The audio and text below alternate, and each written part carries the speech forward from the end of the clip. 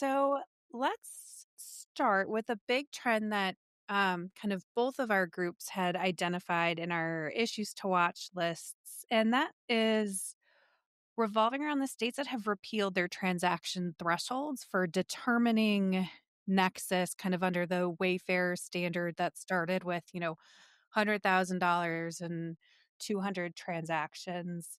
Um, there are about, or at least 14 so far, who in various stages of kind of Wayfair have eliminated that transaction threshold. Um, and we've seen a lot of states kind of continue on with this trend. Why do you think this is occurring? Well, I think this, definitely goes to the undue burden on small sellers in particular, I should say.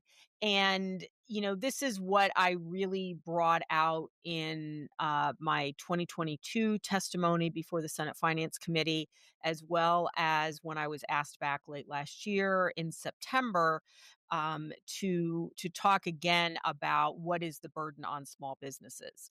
And so I think that the states that are doing this, if you look at it, the most recent ones really are streamline states. And the Streamline Sales Tax Governing Board, after my 22 testimony, made a recommendation to all of the streamlined states that they eliminate the 200 transaction count. They saw that as a valid point that I made in my testimony, and that it was a big risk to some potential federal, legislation that might happen. I truthfully don't think anything's going to happen, but I think it's great that the states listened and recognized that. And so in 23, we had South Dakota eliminate theirs. We had Louisiana eliminate theirs, and then North Carolina. We also just this year, Utah just passed theirs. That will be effective July 1. New Jersey has a bill pending.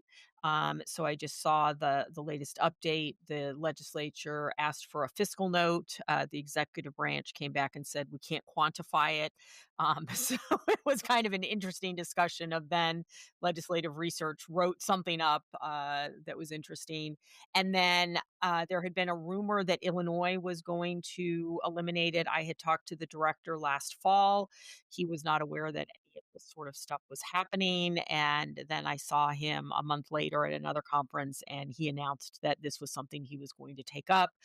It just got added last week as an amendment to Senate Bill 752. So we will track that. That would make it, that would eliminate it as of January 1 of next year.